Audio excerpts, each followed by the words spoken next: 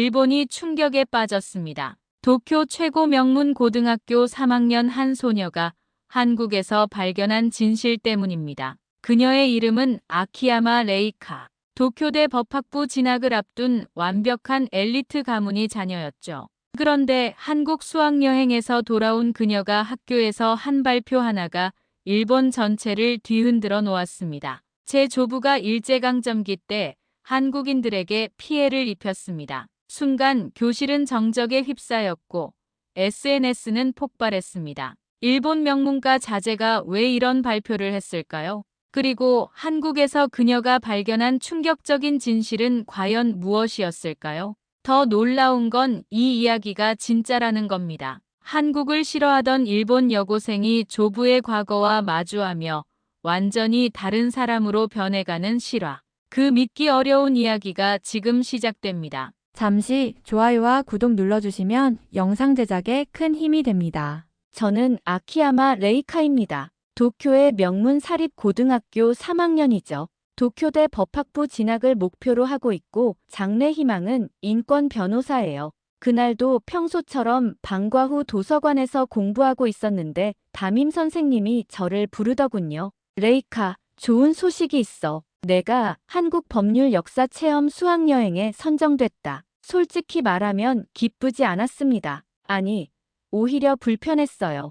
왜 굳이 한국까지 가야 하는 건지 이해가 안 됐거든요. 집에 돌아가서 아버지께 말씀드렸을 때 반응도 시원찮았습니다. 굳이 한국까지 갈 필요가 있나? 일본에도 법률 관련 체험할 곳이 많은데. 아버지의 말에 저도 동감이었어요. 사실 저에게는 한국에 대한 좋지 않은 기억이 있었거든요. 중학교 2학년 때 캄보디아로 수학여행을 갔었는데 그때 일이에요. 시장에서 가방을 도난당했는데 당황해서 주변에 있던 한국인 관광객 부부에게 도움을 요청했어요. 실례합니다. 혹시 도와주실 수 있나요? 하지만 그분들은 저를 한번 쳐다보더니 그냥 지나가 버렸어요. 물론 남의 일에 끼어들고 싶지 않았을 수도 있죠. 하지만 그때 느꼈던 서운함이 아직도 남아있었나 봅니다. 그래서 한국이라는 나라에 대해 막연한 거부감이 있었어요. 좋아하지도 싫어하지도 않는 그냥 무관심한 상태였죠.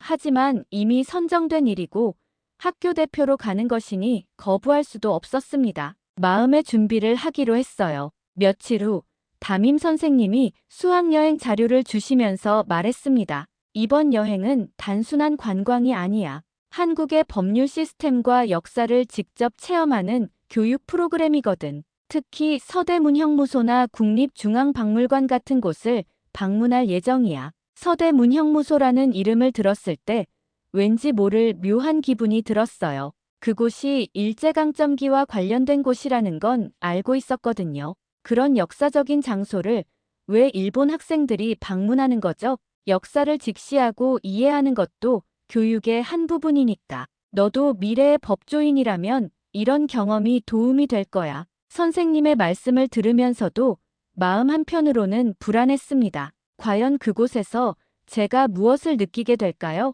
그날 밤 침대에 누워서 생각해 봤어요. 저는 지금까지 한국에 대해 제대로 알려고 노력한 적이 있었나? 단지 과거의 안 좋은 기억 하나로 한 나라 전체를 판단하고 있는 건 아닐까? 하지만 그런 생각도 잠시였어요.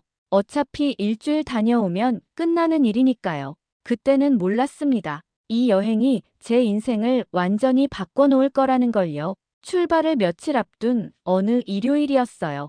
할머니 방에서 오래된 책을 정리하는 걸 도와드리고 있었는데 책장 뒤에서 노란 신문 스크랩이 한 장 떨어졌습니다. 호기심에 주워서 보니 1945년도 신문 기사였어요. 그런데 거기서 익숙한 성을 발견했습니다. 아키야마 마사오, 경성 감옥수감. 제 성이잖아요. 심장이 빨리 뛰기 시작했습니다. 할머니, 이게 뭐예요? 할머니는 제 손에서 신문을 낚아채시더니 얼굴이 굳어졌어요. 그 이야긴 묻지 마라. 하지만 우리 성이잖아요. 혹시 우리 가족과 관련이. 레이카.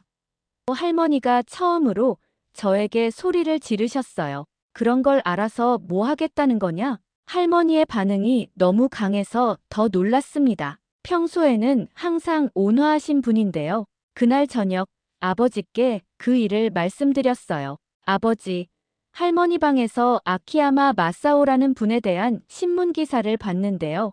아버지도 할머니와 비슷한 반응을 보이셨습니다. 그건 우리 가족과는 상관없는 먼 일이야. 신경 쓰지 마라. 하지만 아버지의 표정에서 뭔가 숨기고 계신다는 느낌을 받았어요. 평소 차분하신 분인데 그때만큼은 당황하신 것 같았거든요. 정말 상관없는 일이에요. 저 같은 성인데. 레이카, 너는 미래에 집중해라. 과거 일에 매달리지 말고. 그날 밤 잠을 이룰 수 없었어요. 경성 감옥이라는 단어가 계속 머릿속을 맴돌았습니다. 그곳이 지금의 서울이라는 건 알고 있었거든요. 인터넷으로 검색해봤지만 아키야마 마사오에 대한 자세한 정보는 찾을 수 없었어요. 하지만 경성 감옥에 대한 정보는 많이 나왔습니다. 일제강점기 때 정치범들이 수감되었던 곳이라고 나와 있었어요. 그런데 왜 거기에 일본 이름이 있을까요? 며칠 동안 그 생각에 사로잡혀 있었는데 문득 깨달았습니다. 혹시 제가 곧 가게 될 한국에서 그 답을 찾을 수 있을까요? 출발 전날 밤 할머니가 제 방에 오셨어요. 레이카야, 한국 가서 이상한 생각하지 마라. 할머니, 그 아키야마 마사오가 누구예요? 할머니는 한참 동안 말씀이 없으시다가 한숨을 쉬셨습니다. 모르는 게 약이다. 알면 괴로워질 뿐이야. 그 말씀이 오히려 제 호기심을 더 자극했어요. 뭔가 큰 비밀이 숨겨져 있다는 확신이 들었거든요. 그날 밤 짐을 싸면서 생각했습니다. 이번 한국 여행이 단순한 교육 체험으로 끝나지 않을 것 같다는 예감이 들었어요. 가방에 그 신문 스크랩 사진을 몰래 찍어서 저장해뒀습니다. 혹시 한국에서 무언가 단서를 찾을 수 있을지도 모르니까요. 인천공항에 내렸을 때 첫 느낌은 놀라움이었어요. 생각했던 것보다 훨씬 현대적이고 체계적이었거든요. 자동 출입국 심사대를 통과하면서 생각했습니다. 아, 한국이 이렇게 발전했구나. 공항에서 서울로 가는 지하철을 탔는데 차량 내부가 정말 깨끗했어요. 그리고 승객들이 질서정연하게 타고 내리는 모습을 보면서 제가 가지고 있던 선입견이 얼마나 편협했는지 깨달았습니다. 서울 시내에 도착해서 숙소로 가는 길에 본 풍경들은 정말 인상적이었어요. 높은 빌딩들 사이로 한옥이 자연스럽게 어우러져 있고 거리도 생각보다 깔끔했습니다. 첫날 저녁 명동에서 자유시간을 가질 때였어요. 길을 잃어서 헤매고 있는데 한 할아버지가 다가오셨어요. 어디 가려고 하세요? 일본어로 물어보시는 거예요. 깜짝 놀랐습니다. 아, 숙소로 가려고 하는데 길을 잃었어요. 아, 그럼 이쪽으로 가세요. 제가 안내해 드릴게요. 그 할아버지는 친절하게 숙소까지 데려다 주셨어요. 가는 길에 이런저런 이야기를 나눴는데 일본어를 정말 잘하시더라고요. 할아버지, 일본어를 어떻게 이렇게 잘하세요? 젊을 때 일본에서 일한 적이 있어서요. 그때 일본 사람들이 참 친절했거든요. 그 말을 들으면서 가슴이 찡했어요. 과거에 제가 한국인에게 도움을 거부당했던 기억과는 정반대의 경험이었거든요. 숙소에 도착해서 할아버지께 감사 인사를 드렸습니다. 정말 감사합니다. 덕분에 한국에 대한 인상이 정말 좋아졌어요. 그래요? 우리나라 사람들이 다 이런 건 아니지만 대부분 착한 사람들이에요. 일본 학생이니까 더 도와주고 싶었고요. 그날 밤 숙소에서 생각했어요. 제가 얼마나 편견에 사로잡혀 있었는지를요. 한 번의 안 좋은 경험으로 한 나라 전체를 판단했던 제 자신이 부끄러웠습니다. 다음 날 아침, 친구들과 함께 서울 시내 투어를 했어요. 경복궁을 구경하고 인사동에서 전통차를 마시고 청계천을 걸어봤습니다. 특히 인상 깊었던 건 지하철역에서 본 광경이었어요. 임신부석에 앉아있던 젊은 남성이 임신부가 타자마자 바로 자리를 양보하는 모습을 봤거든요. 와, 정말 자연스럽게 양보하네. 동반했던 하나가 말했어요. 하나는 제 반 친구인데 한국계 일본인이에요. 하나야, 너는 한국에 대해 어떻게 생각해? 나도 처음 와봤지만 생각보다 훨씬 좋은 것 같아. 사람들도 친절하고. 그날 오후 카페에서 휴식을 취하고 있을 때 옆 테이블 한국 대학생들이 일본어로 대화하는 걸 들었어요. 저희를 의식해서 일본어로 이야기하는 게 아니라 일본 문화에 대해 진짜 관심이 있어서 공부하고 있다는 느낌이었어요. 아, 이 사람들도 일본에 관심이 있구나. 그 순간 깨달았습니다. 서로에 대한 관심과 호의가 생각보다 많다는 걸요. 제가 너무 다친 마음으로 생각하고 있었던 거예요. 셋째 날, 드디어 서대문 형무소 역사관을 방문하는 날이었어요. 아침부터 마음이 무거웠습니다. 할머니 방에서 본 그 신문 스크랩이 계속 머릿속에 맴돌았거든요. 버스 안에서 가이드분이 설명해 주셨어요. 서대문 형무소는 1908년에 건설되어 일제강점기 동안 독립운동가들이 수감되었던 곳입니다. 해방 후에도 한국전쟁 시기까지 사용되었죠. 들으면서 가슴이 답답해졌어요. 제가 곧 보게 될 것들이 어떤 것인지 대충 짐작이 됐거든요. 형무소에 들어서자마자 느껴지는 무거운 분위기에 압도됐어요. 좁은 독방들, 고문실, 사형장까지 모든 게 생생하게 보존되어 있었습니다. 가이드분이 말씀하셨어요. 이곳에는 일제강점기 동안 수많은 독립운동가들이 수감되었습니다. 유관순 열사도 이곳에서 옥사하셨죠. 전시실을 돌아보다가 문득 수감자 명단이 적힌 전시판을 발견했어요. 혹시나 하는 마음에 자세히 들여다봤는데 있었어요. 아키야마 마사오 마이너스 1945년 7월 수감. 심장이 멈출 것 같았습니다. 정말로 있었어요. 가이드분께 조심스럽게 물어봤어요. 실례지만 이 아키야마 마사오라는 사람에 대해 혹시 아시는 게 있나요? 아, 그분이요? 특이한 케이스였어요. 일본 헌병대 출신인데 1945년 7월경 고문 혐의로 민간인 수용소에 잠시 수감되었던 기록이 있어요. 해방 직전이니까 많은 일들이 있었거든요. 머리가 하얘졌어요. 헌병대라고, 고문 혐의라고 몰래 그 명단을 사진으로 찍었습니다. 집에서 본 신문 스크랩과 비교해보고 싶었거든요. 화장실에 가서 사진을 확인해봤어요. 날짜, 이름, 모든 게 일치했습니다. 의심할 여지가 없었어요. 그때 하나가 화장실로 들어왔어요. 레이카야, 괜찮아. 얼굴이 새하얘졌어. 하나야, 혹시 내 조상 중에 한국과 관련된 사람이 있었다면 어떻게 할 거야? 갑자기 왜 그런 이야기를 해? 무슨 일 있어? 저는 하나에게 모든 걸 털어놨어요. 할머니 방에서 본 신문부터 방금 전 발견한 명단까지. 하나는 제 이야기를 끝까지 들어주더니 말했어요. 레이카야, 그게 정말 내 조상이라면 힘들겠지만 진실을 알아야 하는 거 아닐까? 하지만 할머니와 아버지는 모르는 게 낫다고 하셨어. 어른들은 그렇게 말씀하시겠지.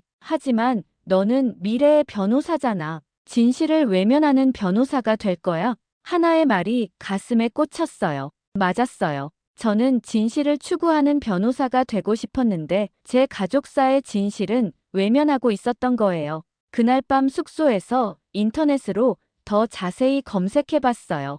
경성 헌병대, 아키야마 마사오, 1945년 경성의 상황까지 조각조각 맞춰지는 퍼즐들이 무서웠어요. 제 조부가 정말로 그런 일에 연루되었을 가능성이 높다는 게 넷째 날 아침 저는 결심을 했어요.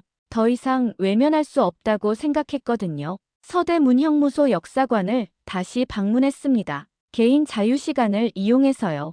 안내데스크에 있던 관계자분께 다가갔어요. 실례합니다. 어제 여기 견학 온 일본 학생인데요. 네, 무엇을 도와드릴까요? 혹시 제 조부가 여기 수감되었을 수도 있을 것 같아서요. 그분은 놀라신 것 같았어요. 일본 학생이 이런 이야기를 하는 게 흔한 일은 아니었을 테니까요. 어떤 분이신지 말씀해 주시면 확인해 드릴게요. 아키야마 마사오라는 분입니다. 1945년 7월에 수감되었다고 기록되어 있더라고요. 그분이 자료를 찾아주셨어요. 그리고 조용히 말씀해 주셨습니다. 이분은 일본 헌병대 출신으로 해방 직전 고문 가해 혐의로 수감되었던 기록이 있네요. 정확한 죄목은 조선인 독립운동가 고문 가담이었습니다. 그 순간 다리에 힘이 빠졌어요. 앉아있는 의자가 아니었다면 쓰러졌을지도 모르겠어요. 그분이 정말 제 조부라면. 학생, 괜찮으세요? 저는 눈물이 핑 돌았지만 꾹 참았어요. 그리고 말했습니다. 죄송합니다. 제 조부가 저지른 일을 제가 대신 사과할 수는 없지만 적어도 외면하지는 않겠습니다. 그때 옆에 있던 다른 관계자분이 말씀하셨어요. 학생, 당신의 조부가 어떤 선택을 했든 오늘 당신의 행동이 더 중요합니다. 역사를 직시하는 용기가 있다는 것만으로도 의미 있는 일이에요. 그 말씀을 듣고 참았던 눈물이 터져버렸어요. 그리고 자연스럽게 무릎을 꿇었습니다. 정말 죄송합니다. 제가 그분의 후손이라는 게 부끄럽습니다. 일어나세요, 학생. 당신이 무릎 꿇을 일이 아니에요. 하지만 저는 일어날 수 없었어요. 그 무게가 너무 무거웠거든요. 저는 변호사가 되고 싶었어요. 억울한 사람들을 도와주는 변호사요. 그런데 제 조부가 그런 억울한 사람들을 괴롭혔다니. 관계자분이 제 어깨에 손을 올려주시면서 말씀하셨어요. 그래서 더욱 의미 있는 거 아닐까요? 당신이 진짜 정의로운 변호사가 된다면 그것이야말로 과거의 잘못을 바로잡는 일이겠죠. 그날 오후 숙소로 돌아와서 하나에게 모든 걸 이야기했어요. 레이카야, 정말 힘들었겠다. 하나야, 나 어떻게 해야 할까? 일본으로 돌아가서 할머니와 아버지께 뭐라고 말씀드려야 할까? 진실을 말씀드려야지. 그리고 내가 어떤 사람이 되고 싶은지도. 그날 밤 저는 일기에 이렇게 썼어요. 오늘 나는 진실과 마주했다. 무겁고 아프지만 이제 시작이다. 조부의 잘못을 제가 짊어질 수는 없지만 그 무게를 기억하며 살아가겠다. 일본으로 돌아온 후 학교에서 수학여행 발표회가 있었어요. 각자 한국에서 느낀 점을 발표하는 시간이었죠. 다른 친구들은 한국의 문화나 음식, 현대적인 모습에 대해 발표했는데 저는 고민 끝에 진실을 말하기로 했어요. 저는 이번 한국 방문에서 개인적으로 충격적인 사실을 알게 되었습니다. 발표를 시작하자 교실이 조용해졌어요. 제 조부가 일제강점기 때 헌병대로 근무하며 한국인들에게 피해를 입혔다는 사실을 알게 되었습니다. 처음에는 받아들이기 힘들었지만 이것이 우리가 직면해야 할 역사라고 생각합니다. 교실이 술렁이기 시작했어요. 선생님도 당황하신 표정이었고요. 개인적인 이야기를 여기서 할 필요가 있냐? 는 친구의 말도 들렸어요. 하지만 저는 끝까지 말했습니다. 저는 앞으로 인권 변호사가 되어서 과거의 잘못을 되풀이하지 않는 일에 기여하고 싶습니다. 발표가 끝나고 나서 몇몇 친구들이 다가왔어요. 어떤 친구는 용감하다고 했고 어떤 친구는 굳이 그런 이야기를 할 필요가 있었냐고 했어요. 문제는 그 발표 영상이 SNS에 올라간 거였어요. 학교 공식 계정에서 올린 건데 순식간에 퍼져나갔습니다. 댓글들이 달리기 시작했어요. 일본 학생이 이런 발표를 하다니 대단하다. 괜한 사죄 퍼포먼스 아니냐. 진정성이 느껴진다. 가문 명예를 왜 스스로 실추시키냐. 의견이 완전히 갈렸어요. 가장 힘든 건 학부모 회의였어요. 몇몇 학부모들이 문제를 제기했거든요. 레이카 학생의 발표가 학교 전체의 이미지에 영향을 줄 수 있다. 개인적인 가족사를 공개적으로 이야기하는 게 적절한가? 담임 선생님이 저를 불러서 말씀하셨어요. 레이카, 너의 진정성은 인정하지만 좀 더 신중했어야 하는 거 아닐까? 선생님, 제가 잘못했나요? 잘못했다는 게 아니라 파장이 생각보다 크다는 거야. 집에 돌아가니 아버지가 기다리고 계셨어요. 표정이 좋지 않으셨죠? 레이카, 내가 학교에서 무슨 발표를 했다는 거냐? 아버지께서 말하지 말라고 하신 그 일에 대해서요. 왜 그런 이야기를 공개적으로 했어? 우리 가족이 얼마나 힘들어지는지 생각해봤냐? 아버지의 목소리가 높아졌어요. 평소에 화를 안 내시는 분인데 정말 화가 나신 것 같았어요. 하지만 아버지, 이건 우리가 알아야 할 진실이잖아요. 진실? 그런 진실이 우리에게 무슨 도움이 되겠냐? 오히려 상처만 줄 뿐이야. 할머니도 나오셔서 말씀하셨어요. 레이카야, 할머니 말을 들었어야지. 모르는 게 약이라고 했잖니. 그날 밤 정말 힘들었어요. 가족들은 화가 나셨고 학교에서는 문제가 되고 있고 며칠 후 지역 신문사에서 인터뷰 요청이 왔어요. 일본 명문고 학생의 용기 있는 발표라는 제목으로 기사를 쓰고 싶다는 거였어요. 아버지는 당연히 반대하셨어요. 절대 안 돼. 이 이상 확산시키면 안 된다. 하지만 저는 생각이 달랐어요. 아버지, 진실이 사라지는 게 더 무서워요. 저는 이 일을 덮고 싶지 않아요. 레이카, 내가 지금 뭘 하고 있는 건지 알아? 네, 알아요. 제가 믿는 가치대로 살고 있는 거예요. 결국 인터뷰를 했어요. 기자분께 솔직하게 이야기했습니다. 처음엔 정말 충격적이었어요. 하지만 이것이 우리가 직면해야 할 현실이라고 생각해요. 저는 조부의 잘못을 변명하거나 정당화하려는 게 아니에요. 다만 그 사실을 인정하고 제가 다른 길을 가겠다는 의지를 보여주고 싶었어요. 기사가 나간 후 반응은 더욱 뜨거웠어요. 찬성하는 사람들도 있었지만 비판하는 사람들도 많았어요. 명문가 자제가 가문을 욕되게 한다. 어린 학생이 무슨 역사의식이냐? 진정성이 있는 발표였다. 용기 있는 행동이다. 학교에서도 압박이 있었어요. 일부 학부모들이 레이카 때문에 학교 이미지가 나빠진다며 항의했거든요. 하지만 저는 후회하지 않았어요. 오히려 이런 반응들을 보면서 확신했습니다. 이런 이야기를 할 수 있는 사회가 되어야 한다고요. 한 달 정도 지났을 때 예상치 못한 일이 일어났어요. 한국에서 메시지가 온 거예요. 발신자는 정유진이라는 한국 여고생이었어요. 안녕하세요, 레이카 씨. 저는 서울의 한 고등학교에 다니는 정유진이라고 해요. 레이카 씨의 발표 영상을 보고 정말 감동받았어요. 깜짝 놀랐어요. 한국에서까지 제 이야기가 알려진 거였어요. 레이카 씨의 용기 있는 발표 덕분에 저희 학교에서도 한일 관계에 대해 더 깊이 있는 토론을 할 수 있게 되었어요. 감사합니다. 그 메시지를 보고 가슴이 뭉클했어요. 제가 힘들어하는 동안 누군가에게는 의미 있는 일이 되고 있었던 거예요. 며칠 후 더 놀라운 소식이 왔어요. 일본 한국 고교 연합 모의법정 대회가 온라인으로 개최된다는 거였어요.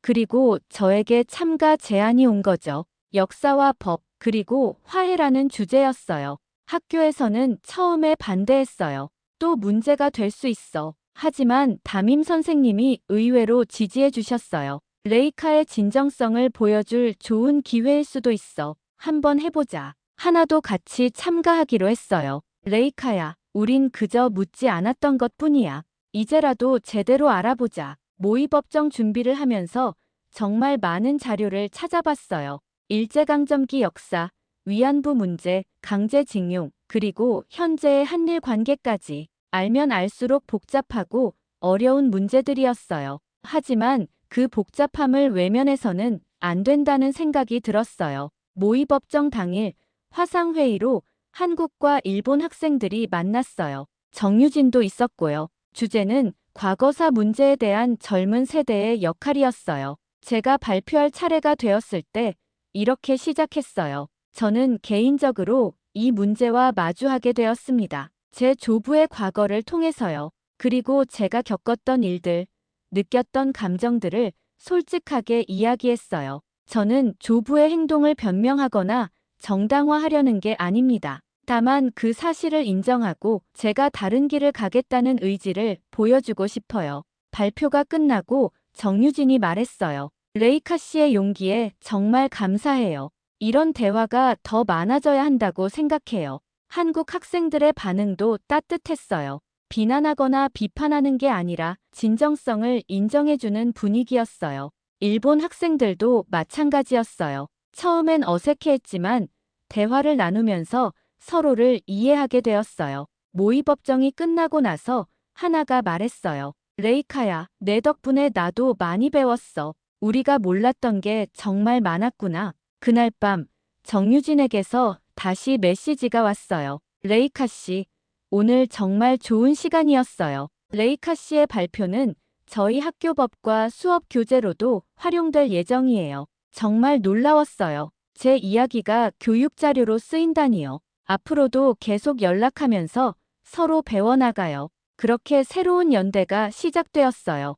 모의법정 대회 이후 예상치 못한 일들이 연달아 일어났어요. 먼저 일본 내에서 역사 교육 개정을 요구하는 청원운동이 시작되었어요. 그리고 놀랍게도 고등학생들이 중심이 되어서 10만 명이 동참했어요. 우리도 제대로 된 역사 교육을 받을 권리가 있다. 진실을 알고 싶다. 그런 목소리들이 나오기 시작한 거예요. 저도 그 운동에 참여했어요. 가족들은 여전히 걱정하셨지만 더 이상 막지는 않으셨어요. 레이카야, 정말 이 길이 맞는 거냐? 아버지가 물어보셨을 때 저는 확신을 가지고 대답했어요. 네, 아버지. 이게 제가 가야 할 길이에요. 대학 입시가 다가왔을 때 저는 원서에 이렇게 썼어요. 저는 개인적인 경험을 통해 역사와 법의 중요성을 깨달았습니다. 앞으로 인권 변호사가 되어서 과거의 잘못을 되풀이하지 않는 사회를 만드는데 기여하고 싶습니다. 다행히 도쿄대 법학부에 합격했어요. 입학 후 첫 학기 국제법 수업에서 교수님이 저에게 물어보셨어요. 아키야마 씨, 왜 인권법을 전공하고 싶어 하죠? 개인적인 경험을 통해 역사의 무게를 느꼈기 때문입니다. 그 무게를 기억하면서 더 나은 미래를 만들고 싶어요. 교수님이 고개를 끄덕이시면서 말씀하셨어요. 진짜 엘리트라는 건 과거를 부정하지 않는 사람이죠. 1학년 여름방학 때 저에게 청소년 대상 테드엑스에서 강연 제안이 왔어요. 젊은 세대의 역사 인식이라는 주제였어요. 강연장에 섰을 때 정말 떨렸어요. 하지만 제가 경험한 일들을 솔직하게 이야기했어요. 저는 18세에 제 조부의 과거와 마주했습니다. 처음에는 부인하고 싶었어요. 하지만 진실을 외면하는 것은 더 큰 잘못이라는 걸 깨달았습니다. 강연이 끝나고 많은 젊은이들이 다가와서 이야기해줬어요. 나도 우리 가족의 과거에 대해 알아보고 싶어졌어요. 용기를 주셔서 감사해요. 그런 반응들을 보면서 제가 하고 있는 일이 의미 있다는 확신이 들었어요. 2학년이 되어서는 정유진과 교환학생 제도를 통해 다시 만났어요. 정유진이 도쿄에 와서 한 학기 동안 함께 공부했거든요. 레이카, 정말 많이 변했구나. 정유진이 말했을 때 저도 그렇게 느꼈어요. 그때의 고등학생 레이카와는 완전히 다른 사람이 되어 있었거든요. 유진아, 나도 이제 한국으로 교환학생을 가고 싶어. 정말? 그럼 서울대 법대로 와. 우리 함께 공부하자. 그렇게 저는 다시 한국으로 향했어요. 이번에는 두려움이 아니라 기대감을 가지고요. 서울에 도착해서 서대문 형무소를 다시 방문했어요. 3년 전 그곳에서 무릎을 꿇었던 그 장소예요. 이번에는 무릎을 꿇지 않았어요. 대신 깊게 인사를 드렸습니다. 제가 다시 왔습니다. 이번에는 더 나은 사람이 되어서요. 그날 저녁 정유진과 함께 한강을 걸으면서 이야기했어요. 유진아, 나는 정말 운이 좋았던 것 같아. 진실과 마주할 용기를 가질 수 있었으니까. 레이카도 대단해. 쉽지 않은 일이었을 텐데. 처음에는 정말 힘들었어. 하지만 이제는 이게 내 힘이 된 것 같아. 지금 저는 서울에서 인권법을 공부하고 있어요. 한국과 일본을 오가면서 두 나라의 젊은이들과 함께 더 나은 미래를 만들어가고 있죠. 가끔 할머니께서 전화하세요. 레이카야, 잘하고 있구나. 할머니, 처음에는 모르는 게 나을 수도 있어요. 하지만 알고 나서 어떻게 행동하느냐가 더 중요한 것 같아요. 그래, 할머니도 이제는 내가 옳다고 생각한다. 아버지도 이제는 제 선택을 지지해 주세요. 레이카야, 아버지가 틀렸었다. 내가 진짜 용기 있는 사람이구나. 제가 18세에 만났던 그 진실은 제 인생을 완전히 바꿔놓았어요. 처음에는 무거운 짐이라고 생각했지만 지금은 제가 나아갈 방향을 알려주는 나침반이 되었습니다. 진짜 엘리트라는 건 과거를 부정하지 않는 사람이에요. 그리고 그 과거로부터 배워서 더 나은 미래를 만드는 사람이죠. 저는 앞으로도 이 길을 걸어갈 거예요. 제 조부가 걸었던 길이 아닌 제가 믿는 정의로운 길을 말이에요. 긴 이야기 들어주셔서 정말 감사합니다. 때로는 진실과 마주하는 게 두렵고 힘들 수 있지만 그 용기가 우리를 더 나은 사람으로 만든다고 믿어요. 여러분도 각자의 삶에서 용기 있는 선택을 하시길 바라며 오늘 영상이 작은 힘이 되었으면 좋겠습니다. 다음에도 더 좋은 이야기로 찾아뵐게요. 감사합니다.